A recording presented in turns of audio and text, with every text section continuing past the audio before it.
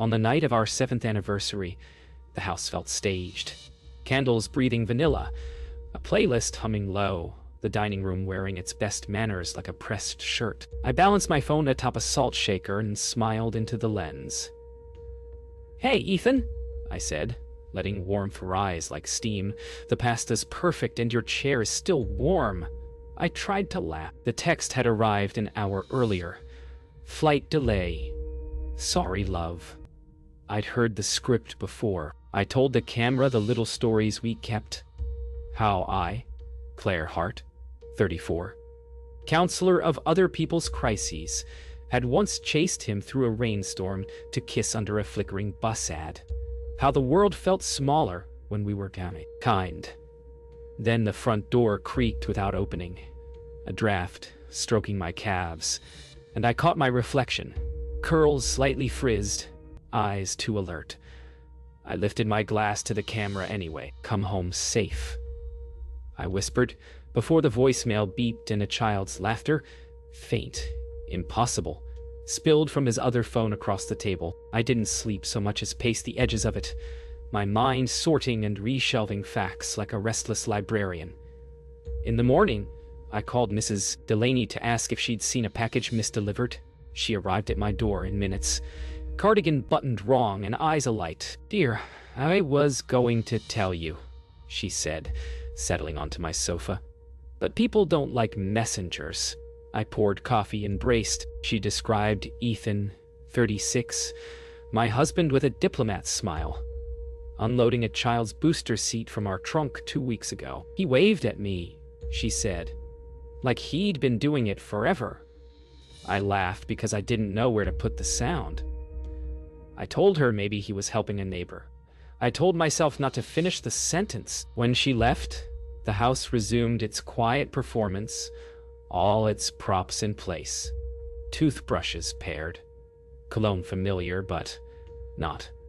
In the mirror, I rehearsed a question and watched it become 10. Later, shower steam did its best to erase the night, but evidence clings in small ways. Ethan's travel bag sat by the closet, a zipper shy of closed cologne, lifting in a note I didn't recognize. Wood smoke threaded with citrus. It's a counselor's trick to name the feeling dread, then curiosity, then a steadier, colder thing. I lined up our toothbrushes like witnesses and saw a third in the mirror's corner, kitty-sized cartoon whales smiling. "Bristles damp? No," I said aloud, like I could command the timeline to reroute. I thumbed through his receipts. Coffee, parking, a florist near an address that matched last night's label. I looked at our anniversary gift stash, a scarf I stitched months ago, and imagined its twin landing on another table. "Tell me who you are," I whispered to the house, because it's where the echo would be honest. I teach kids to spot patterns. If a feeling keeps repeating, it's trying to tell you something. So I made coffee, opened my laptop, and built a private case file named Harbor. I pinned Ethan's flight numbers, my notes on the voice I heard. No more than 5, 6 years old, and a list of addresses. His business apartment faced a small park 5 miles away, in a neighborhood we never had a reason to visit. I rehearsed a script. I'd show up with the package, smile, and apologize, the polite choreography of discovery. My hands still shook. I pressed my palm to the screen until it warmed. My reflection layered with the map, as if I could occupy 2 truths at once. The kettle clicked off. Somewhere, a lawnmower started. I took the keys. I told myself I was only returning a package. The car's engine turned over with a throat-clearing cough, and the neighborhood slid by more slowly than usual, like it suspected me. At a red light, I practiced a smile that wouldn't scare anyone. The park near the address held a carousel of small Saturdays, kids chasing kites, a dad teaching balance with 2 hands hovering. I parked half a block from the building listed as business. My pulse counted steps as I climbed. The hallway smelled like laundry and lavender. A door down the corridor opened, and a girl about 5 darted out in a yellow backpack. A woman's voice called, Alma, warm, familiar to itself. I froze. The name hit something I didn't know had a surface. Ethan's favorite baby name, the one we never used. The package felt heavier. I raised my hand to knock. Jazz didn't say hello so much as diagnose me at the door. You look like a person running 3 tabs in her head, she said, dropping her nurse's bag and pulling me toward the kitchen table. I told her about the call, the sneakers, the address that tasted like metal on my tongue. She listened the way only Jazz Patel. 35, Ken, arms crossed, eyes kind, mind sharpened. We opened my laptop and traced Ethan's. 36. Travel logs across a calendar, pinning flights that always seemed to land on birthdays and long weekends. Jazz whistled. Patterns, she said. We matched gate numbers to photos he'd posted, conference lobbies that could be in anywhere, smiles calibrated for optics. If you follow him, you don't go alone, Jazz added, sliding her keys between her fingers like a quiet weapon. I felt a childlike relief flood me. Someone else holding a corner of the weight. You're sure? I asked. I'm sure you're not crazy, she said. The rest will prove. His text arrived at noon. Client, dinner tonight. Don't wait up, I answered with a heart in silence, then parked 2 blocks from his office and watched the glass doors breathe suits. When Ethan emerged, he wore the tenderness he saves for strangers. Coat collar turned just so. Tie relaxed like Haid earned the looseness. I let a delivery van pass, then slipped in behind his sedan. Jazz's voice in my head. Don't get close enough to be reflected. He drove south, past our grocery store, past the turn toward our life, until street names went unfamiliar. My pulse behaved like a metronome, steady, faster, steady. He stopped outside a small park, the same one that blinked on my map like a heartbeat. He checked his mirror and smiled. In practice? In memory? Then walked toward a low brick building. I parked by a hydrant and wrote the building's number on my wrist. The afternoon light leaned long.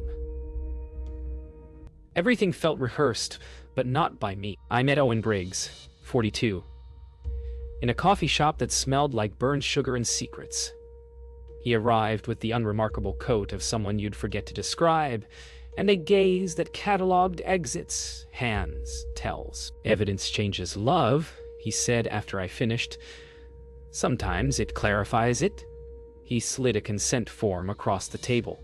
My signature felt like stepping off a curb I hadn't seen. I gave him dates, addresses, the sound of a little girl saying, Papa, into a phone labeled, work. He asked if I wanted to catch Ethan or understand him. Both, I said, because the counselor in me still believed understanding might be a soft landing. Owen nodded slowly, as if to a patient refusing anesthesia. You deserve to know what story you're in, he said, promising discreet surveillance, photographs, timelines. He warned me the picture might be kinder than the pattern. Or worse, I left with a small folder and a heavier spot. Owen's email arrived with a subject line that was both ordinary and ruinous. Park, Tuesday. The photos were sequences, narratives told in frames. Ethan in a heather sweater pushing a swing. Sophia Reyes, 33, in a denim jacket, sunlight in her hair, laughing with her whole face. A boy, Lucas, 8, tracking a paper airplane's arc, like it could chart a safer route. A girl, Alma, 5, perched royal on Ethan's shoulders, yellow backpack flashing with each bounce.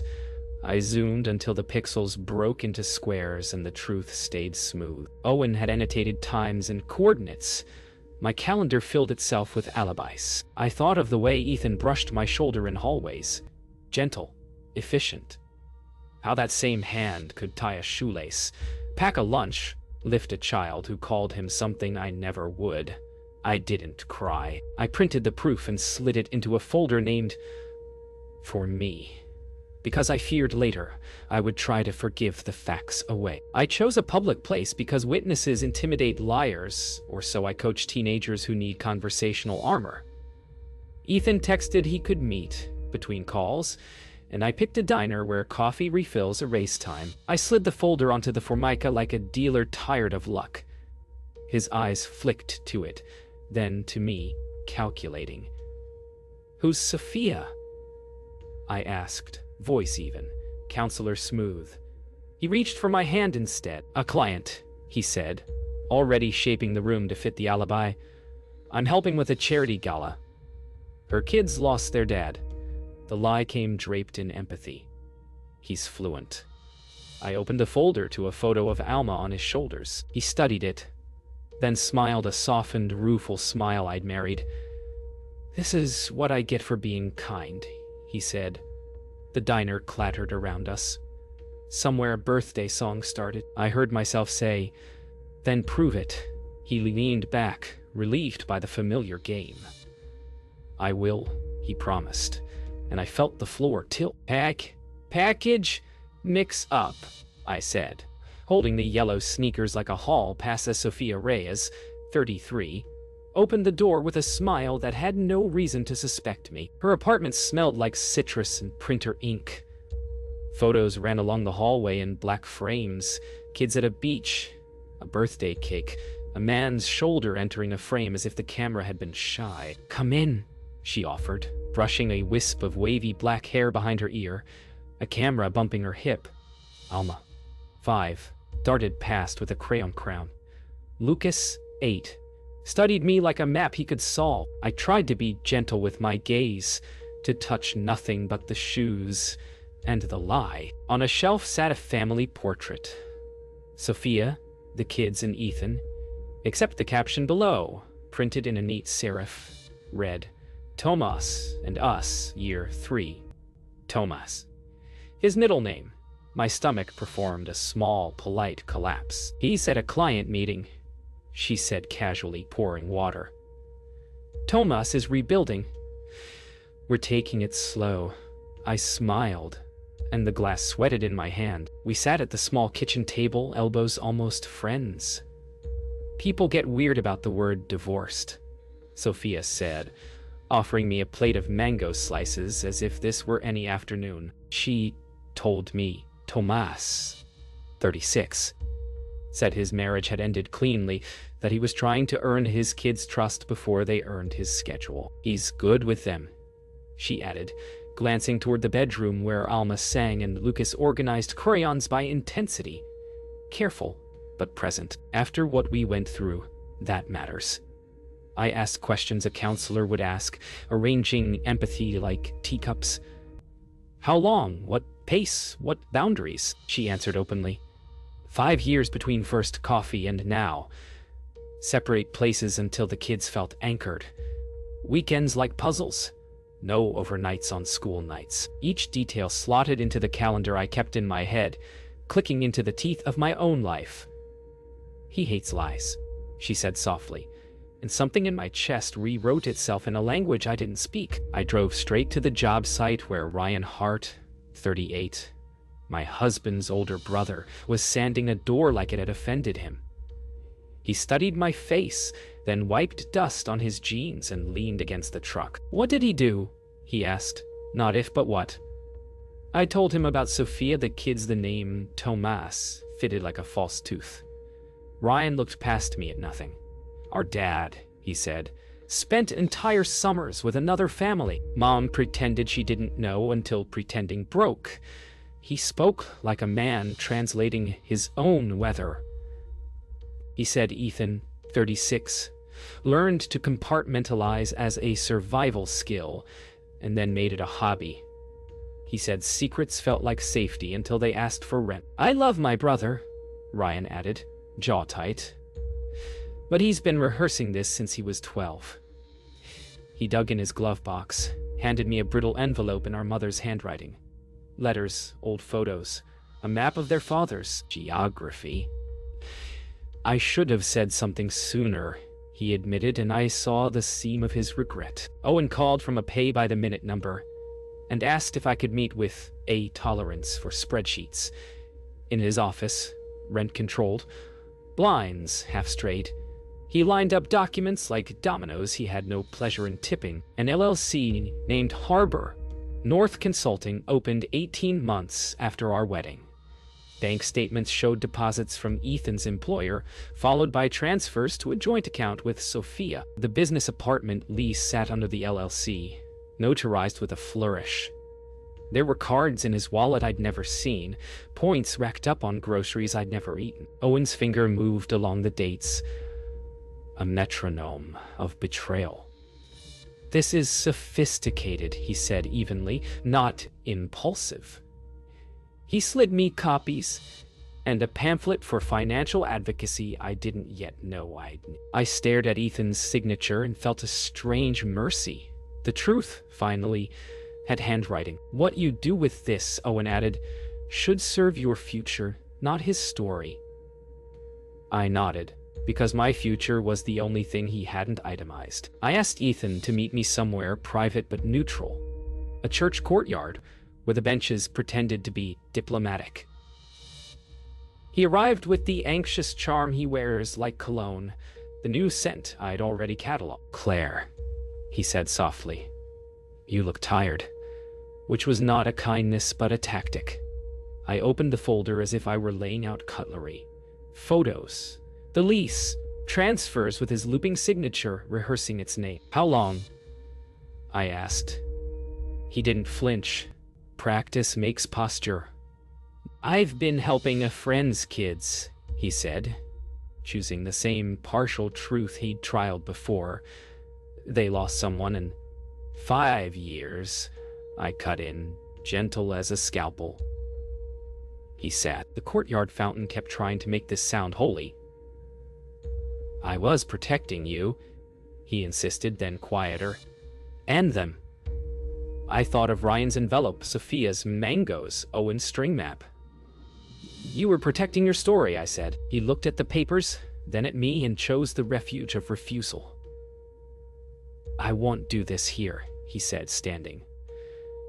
"We already are," I answered, and did not stand. We chose a cafe with good light and bad cell service, the kind of neutral ground where people pretend to be versions of themselves. Owen arrived first, set 2 waters on the table, and took a chair in the corner like a benevolent shadow. When Sophia walked in, she smiled at me the way you smile at a neighbor you haven't met yet. Pleasant, open, the world still arranged. I stood, throat desert dry, and said her name softly, like I didn't want to bruise it. "I think we know the same man," I began. She laughed, puzzled, then watched my face take the rest of the air from the room. "Tomas," she said. The question balanced on a tremor. I nodded, and the tremor turned into a fault line. Owen slid a sealed envelope between us, the kind you open only once, and told us we deserved the same page.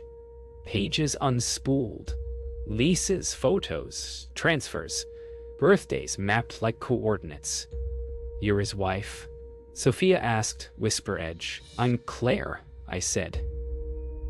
And in the space between our names, the detonator clicked. Truth doesn't arrive alone. It brings its furniture. Sophia's hands trembled as she pulled a slim wallet photo from her bag.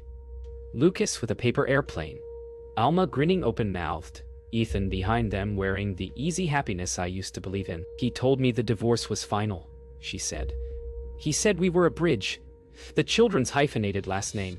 Mariah's heart looked suddenly like a bruise with a signature. I told her about the anniversary candles, about the call, answered by a girl's small voice. She pressed her lips into a white line. "He chose their last name," she whispered. Not to me, but to some ledger where love and math must one day agree. We both sat very still, so our anger wouldn't spill. Outside, a bus sighed. Inside, a high chair scraped tile, someone's ordinary lunch continuing. "We are not each other's enemy," I said, and she let out a sound that was both a sob and a laugh. "No," Sophia said. "We're the ones awake." When Ethan arrived, he split the room with him. He scanned for Sophia, then for me, then for exits. Always an efficient man. He tried to sit between us, and we didn't move to make space. "What is this?" he asked, voice gentled to a setting he uses on agitated clients. Sophia spoke first, "Tell us who you are," she said. He offered the charity gala story again, and we let it die on the table without air. I slid the lease toward him. She slid the school calendar. Owen remained a still horizon behind us. "You don't get to triangulate," I said, the counselor voice repurposed. "You sit, you listen, and you answer." He tried to hold both of our gazes at once and failed. For a second his face emptied. No persona ready to hand. "I never wanted to hurt anyone," he said finally, "which is not an answer but a lullaby for cowards." Sophia folded her hands. "Start with truth," she said. "Use small words. Confessions don't arrive like rain. They arrive like a pipe burst." "5 years?" Ethan said, looking at the ridges in the wood table instead of our faces. I used my middle name because it made it feel compartmentalized. He talked about early loneliness turned into a ladder, about meaning to fix it when the next quarter ended, about protecting everyone from the shock of his cowardice. He admitted to the LLC, to the lease, to holiday duplicates, 2 sets of carved pumpkins, 2 mornings of pancakes. "I kept the stories separate," he said, and Sophia flinched at the word stories like it had teeth. "You kept yourself separate," I corrected. We let silence sit between every sentence so it wouldn't escape too easily. He asked what happens now. The way a man asks for a process, not a consequence. "Accountability," Sophia said. "Boundaries," I added. He nodded as if he'd been offered a scheduling tool. The cafe clinked and hummed, normality refusing to pause for our earthquake. Fallout is not dramatic. It is administrative, then it is interior. Sophia gathered the photos, stood, and said she was taking the kids home. She did not look to Ethan for permission. I texted Jazz a single word, "Done," and my hands shook afterward like I'd just crossed a bridge in high wind. At school the next morning, I knocked on Marisol Chen's office door and asked for leave. "Family?" she asked gently. "Truth," I said, and watched her expression calibrate from policy to care. She slid the necessary forms across her desk, then set her hand on them for a beat, as if blessing the paper. "You tell students that naming a thing reduces its power," she reminded me. "Name this." I nodded. "My husband lived 2 lives," I said. "I'm choosing the one with daylight. On my way out." A student waved through the hallway glass. I waved back, promising myself I would come back with a steadier voice. Lawyers talk about exposure, financial, legal, emotional, as if the word weren't a synonym for nakedness.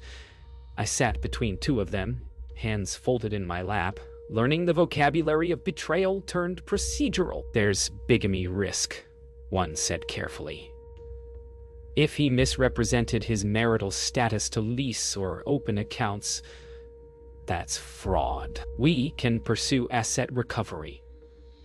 They spoke in neutral tones while Ethan's, 36, name appeared on every document like graffiti I couldn't scrub. I nodded, asked questions about next steps, but my brain was tallying duplicate gifts, scarves, bracelets, identical inscriptions, each a twin, meant to keep a secret in balance. "Do you want criminal or civil?" the younger attorney asked. "I want honest," I said, surprising us all. Afterward, in the elevator mirror, my reflection looked professional, composed, alive, like a woman attending someone else's autopsy. But inside, the shock had cooled into clarity. He hadn't built 2 lives. He'd built a counterfeit and left me holding the authentic receipt. That night, I cleaned, not because it helped, but because order was something I could still enforce. I found the pattern before I meant to. Duplicate anniversary cards. 2 sevens, same handwriting, different messages. One said, "You make every ordinary moment shine." The other said, "You've taught me to love ordinary again." Same date, same looping? The scarf I made for him was folded neatly in the back of his drawer.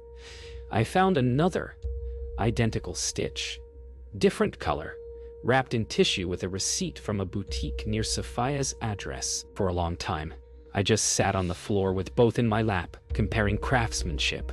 I wasn't angry.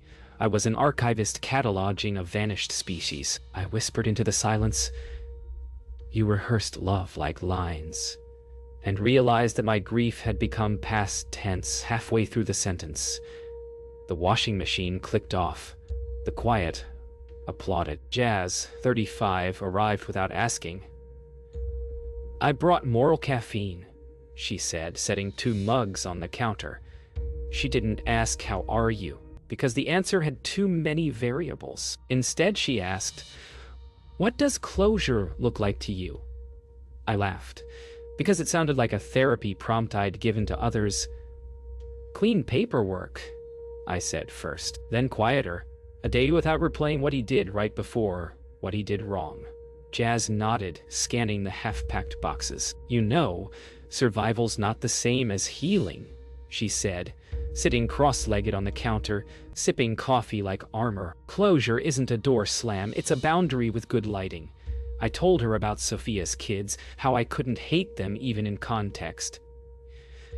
"You're not supposed to," she said.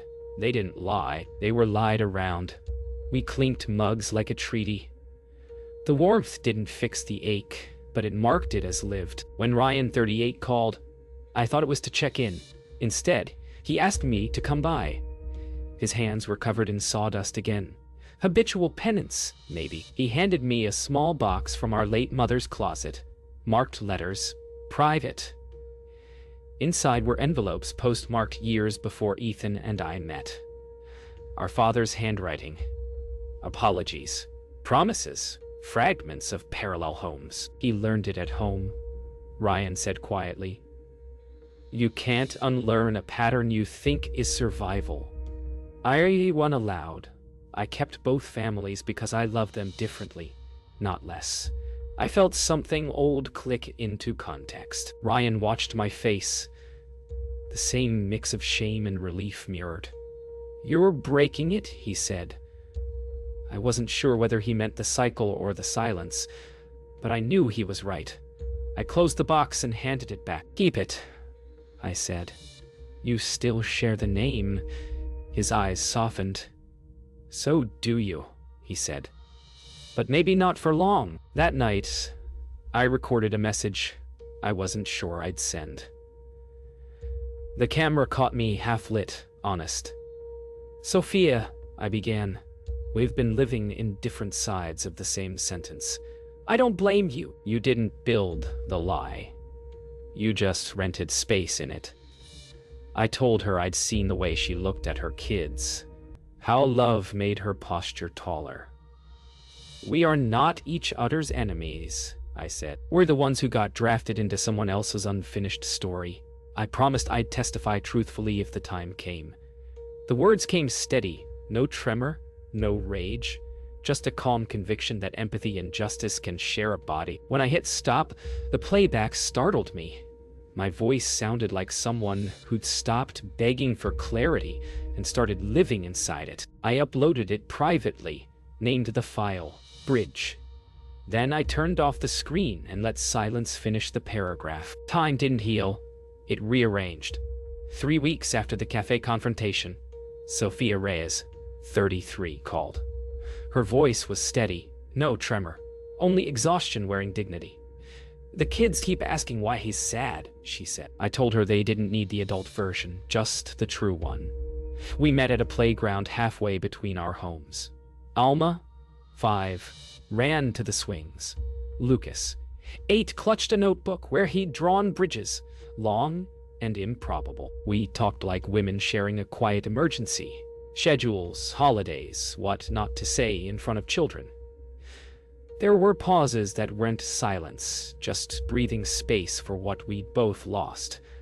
He'll try to visit, she asked. He'll try to manage, I said. Sophia nodded. Then we manage each other, she replied.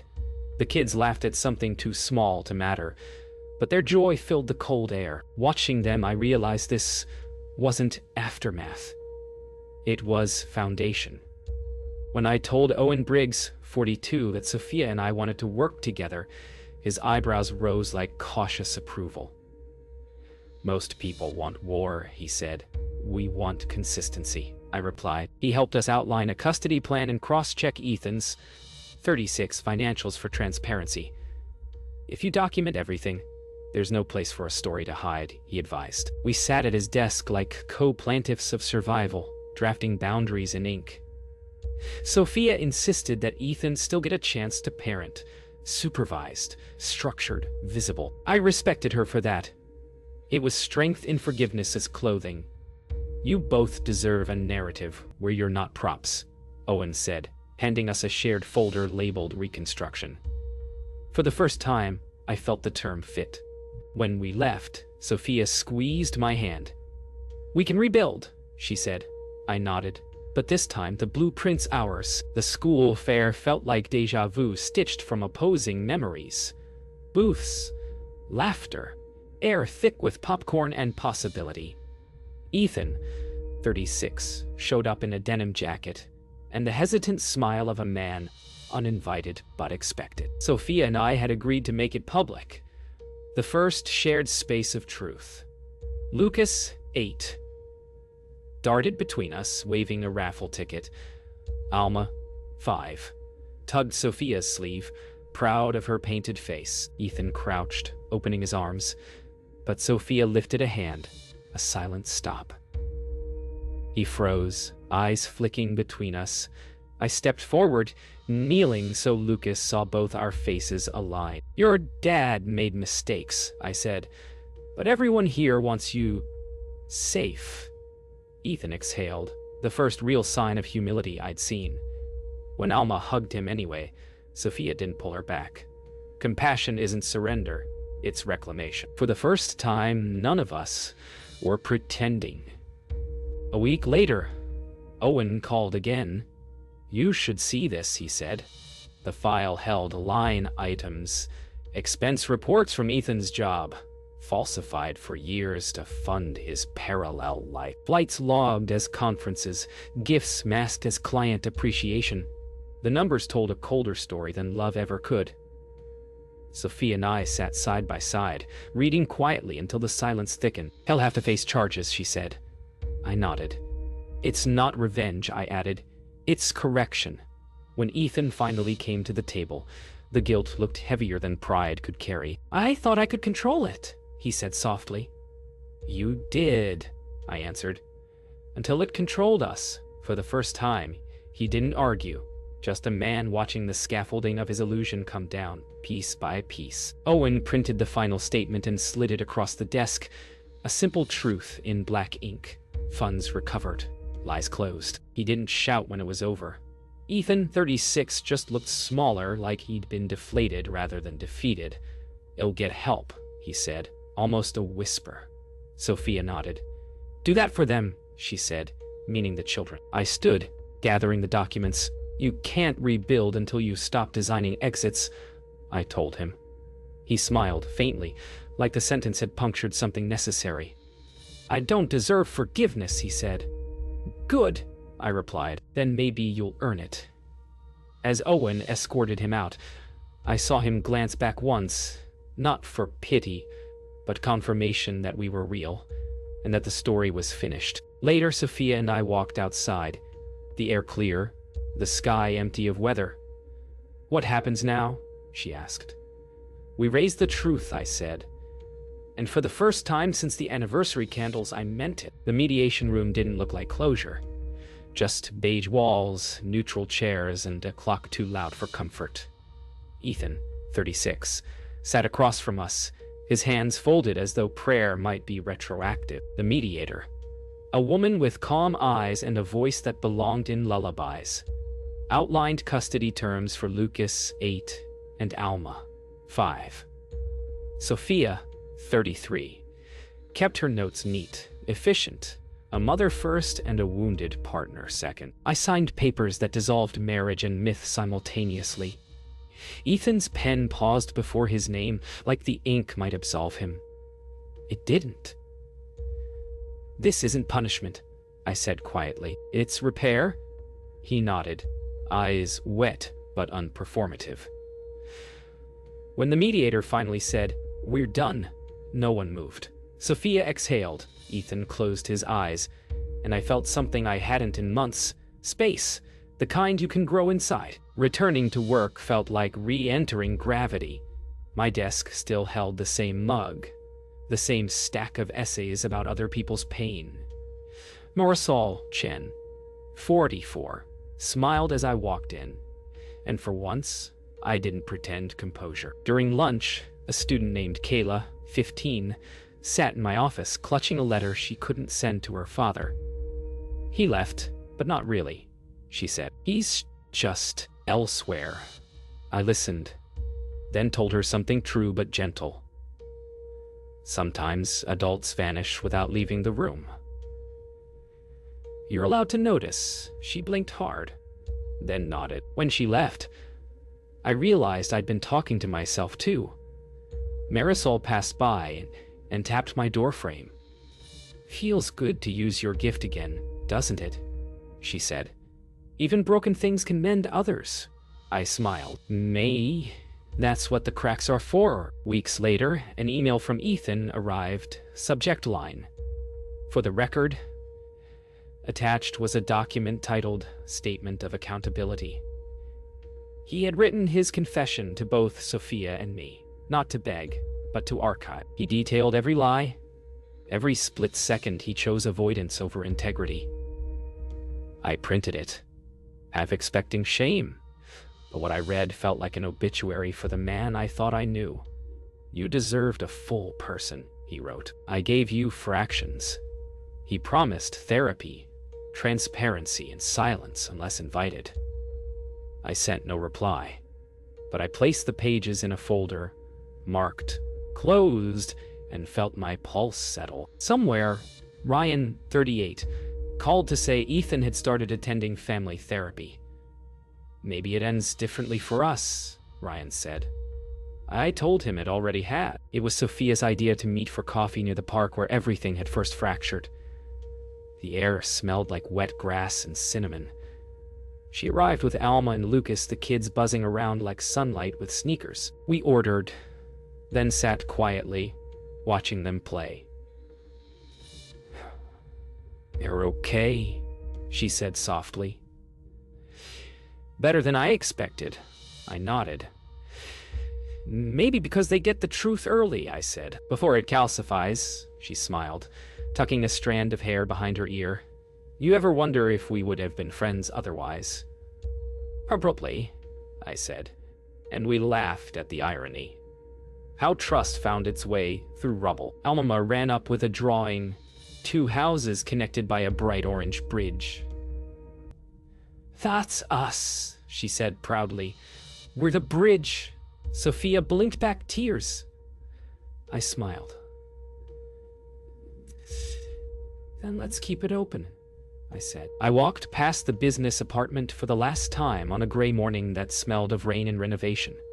The curtains were gone, the unit empty, the life inside officially evicted. I slipped the spare keys into the mailbox. No note, no ceremony, and stood there long enough for quiet to settle. People talk about closure like a door.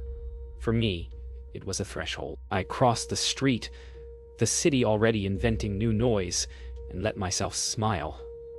Love hadn't vanished. It had changed its shape. Less possession, more perspective. Somewhere, Ethan was learning how to be whole in a single house. Sophia was probably photographing light through her children's laughter, and me. I was finally living one story at a time.